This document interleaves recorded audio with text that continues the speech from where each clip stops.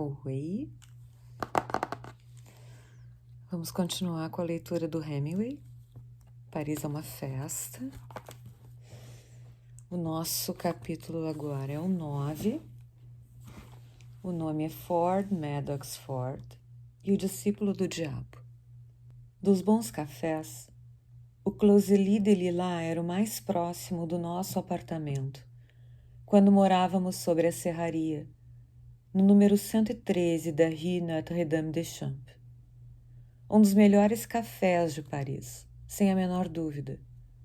Seu interior era bem aquecido, e na primavera e no outono era muito agradável ficar-se na parte externa, tanto nas mesas à sombra das árvores que davam para a estátua do Marechal Ney, como nas outras, quadradas, bem distribuídas sobre o grande toldo ao longo do boulevard.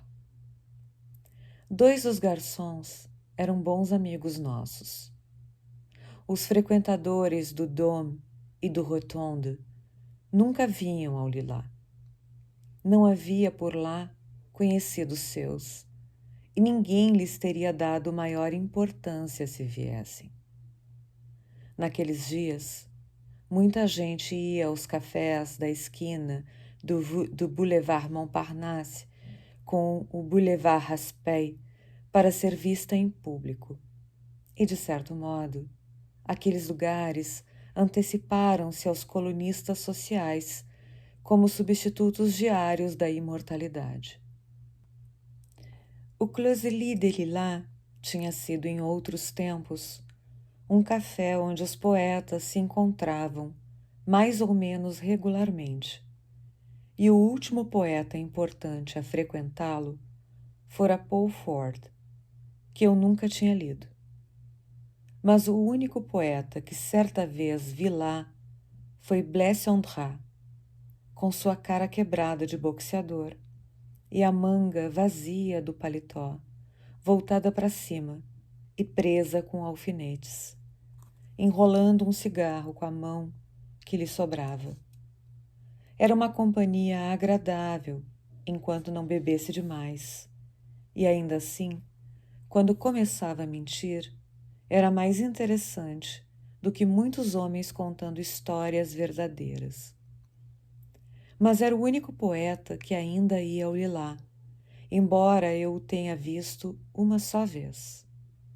A maioria dos fregueses constituía-se de homens barbados, idosos, de roupas muito surradas, que iam com as esposas ou as amantes, do tipo dos que usam na lapela a fitinha vermelha da Legião de Honra.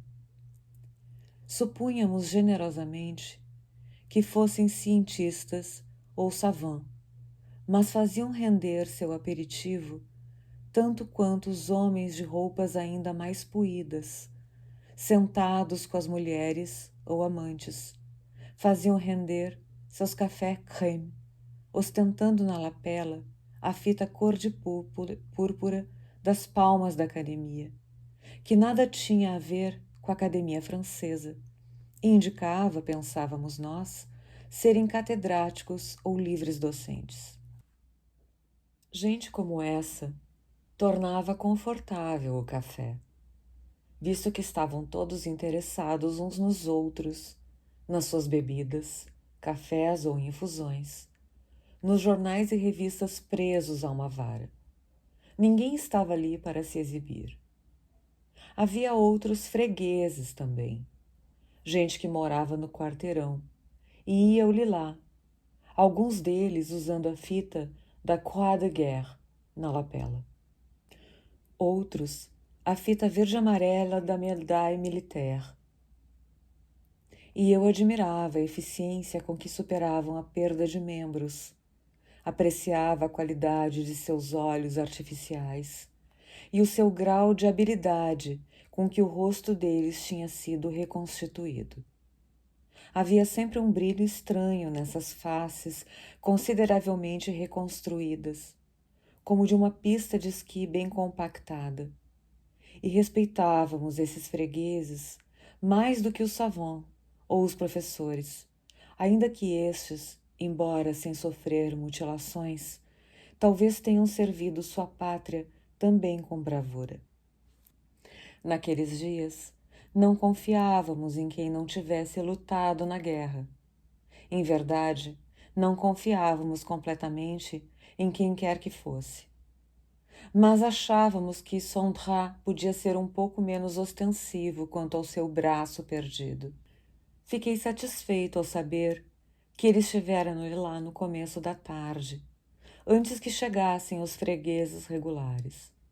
Nessa tarde, encontrava-me numa mesa do lado de fora do Lilá, contemplando a diminuição da luz sobre as árvores e os edifícios e a passagem dos grandes e lentos cavalos nos bulevares exteriores, quando a porta do café se abriu atrás de mim, à minha direita, e um homem saiu, encaminhando-se para a minha mesa. Ei, você por aqui? Disse ele. Era Ford Madox Ford, como então chamava a si mesmo, e respirava pesadamente através do bigode denso, manchado de fumo, erguendo-se diante de mim como se fosse um barril bem vestido e bem acabado. Posso sentar-me com você? Perguntou, sentando-se antes que eu respondesse. Seus olhos, que eram de um azul desbotado sob pálpebras e sobrancelhas incolores, olhavam para o bulevar. Gastei uns bons anos da minha vida para que esses animais pudessem ser abatidos humanamente, disse ele. Você já me contou, disse eu. Penso que não. Tenho certeza. É curioso. Jamais contei isso a quem quer que fosse em toda a minha vida. Quer tomar uma bebida? O garçom apareceu e Ford disse-lhe que tomaria um Chambry Cassis. O garçom, que era um homem alto, magro, calvo no topo da cabeça, o que dissimulava com o cabelo esticado, e usava um espesso bigode no velho estilo dos dragões da cavalaria, repetiu o pedido. Não. Traga um finalô, disse Ford. Um finalô para monsieur, confirmou o garçom. Sempre evitava olhar para Ford quando podia fazê-lo, e sempre prendia a respiração quando tinha ao meu lado num aposento fechado. Mas agora estávamos ao ar livre, e as folhas caídas eram levadas pelo vento ao longo da calçada, do meu lado da mesa para além dele, de modo que pude olhar bem para seu rosto. Mas arrependi-me imediatamente e virei a cabeça para o lado de lá do bulevar. A luz tinha mudado de novo e eu perdera a mudança. Tomei um gole para ver se a chegada dele teria estragado a bebida, mas ainda tinha bom gosto. Você está muito enfesado, disse ele. Não estou, não. Está sim. Você precisa sair mais. Passei aqui para ver se você quer aparecer nas pequenas reuniões noturnas que estamos dando naquele divertido Bal Musette, perto da Place Contrescarpe, na rue Cardinal Lemoine. Sei onde é, disse eu. Morei 2 anos num apartamento bem em cima dele, antes dessa sua temporada em Paris. Que coisa estranha. Tem certeza disso? Sim, disse. Tenho certeza. O dono tinha um táxi, e sempre que eu precisava pegar um avião, era ele quem me levava ao campo. Parávamos no bar de zinco do Bal e bebíamos no escuro um copo de vinho branco, antes de partirmos para o campo de aviação. Nunca me interessei por aviões, disse Ford. Você e sua mulher façam força para vir ao Bal Musette sábado à noite. É muito alegre. Vou lhe desenhar um mapa para que possa encontrá-lo.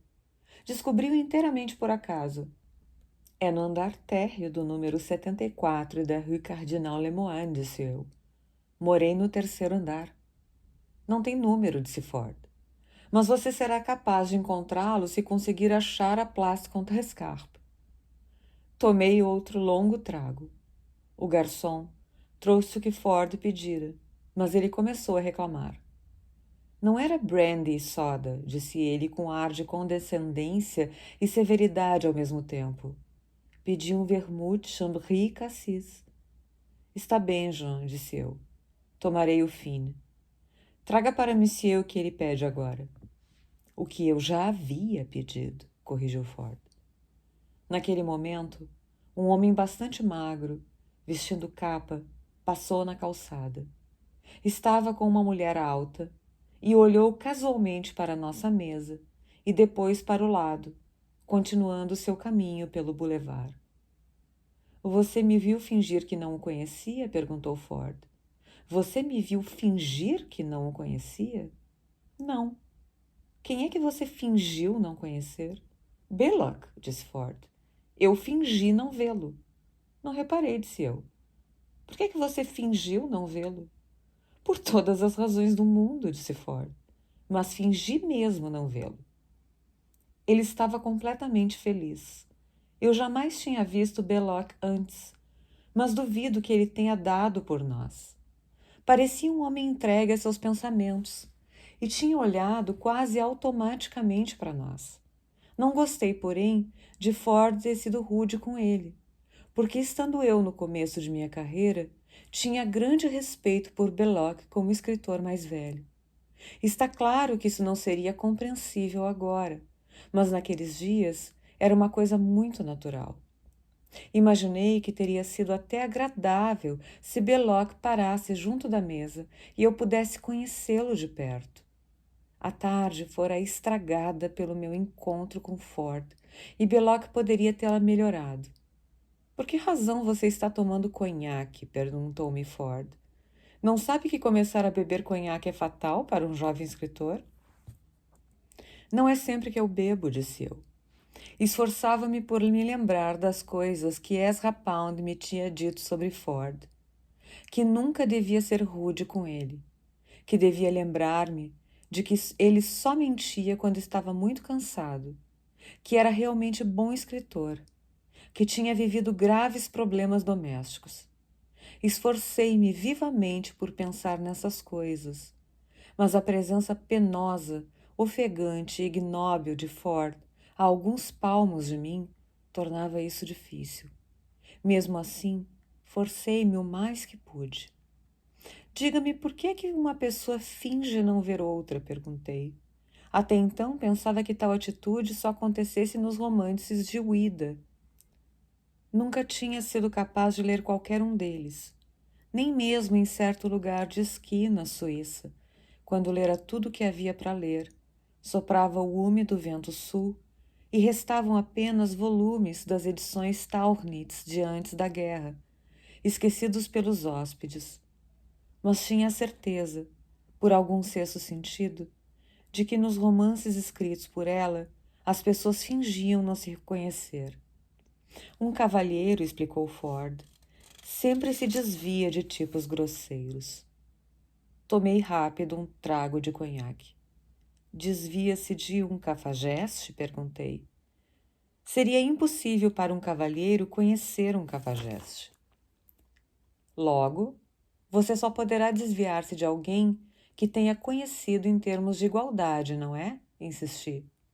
Naturalmente. Como poderia, então, entrar em contato com tipos grosseiros? Você pode ignorar que o sejam e só mais tarde reconhecê-los como tal. Mas o que são, afinal, esses tipos grosseiros? Perguntei. Não são pessoas que a gente tem de riscar da nossa vida como quem separa o joio do trigo? Não necessariamente, disse Ford. Não acha que Ezra é um cavalheiro? Perguntei. Evidentemente que não, disse Ford. É um americano. Um americano não poderá ser cavalheiro? Talvez John Quinn, explicou Ford, e alguns dos seus embaixadores. Myron T. Herrick? Possivelmente. Henry James era um cavalheiro? Quase. E você se considera um cavalheiro? Claro que sim. Fui comissionado por Sua Majestade. É muito complicado, disse eu. E eu, por acaso, sou um cavalheiro? De modo algum, disse Ford. Então por que você está bebendo comigo? Estou bebendo com você porque o considero um jovem e talentoso escritor. Aceito-o como colega, e isso é tudo. Bondade sua, disse eu.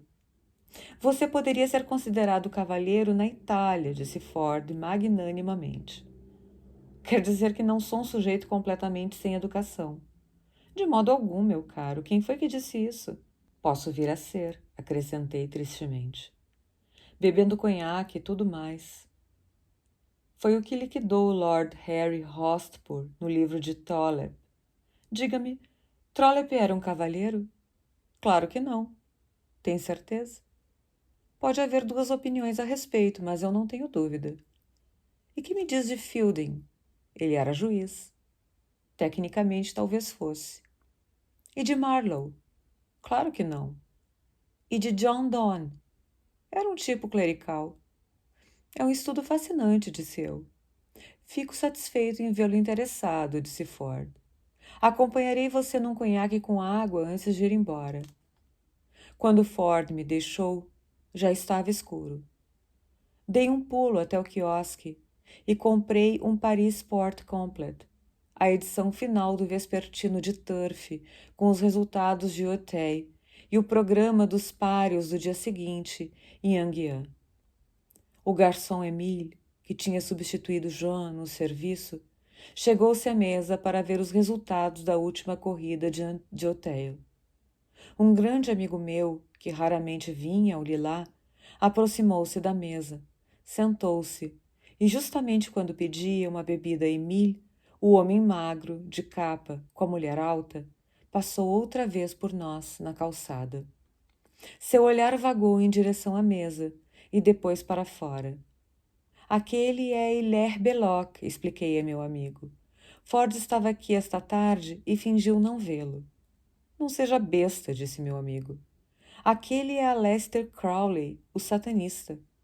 Acredita-se que ele seja o homem mais safado deste mundo. Desculpe-me, disse eu.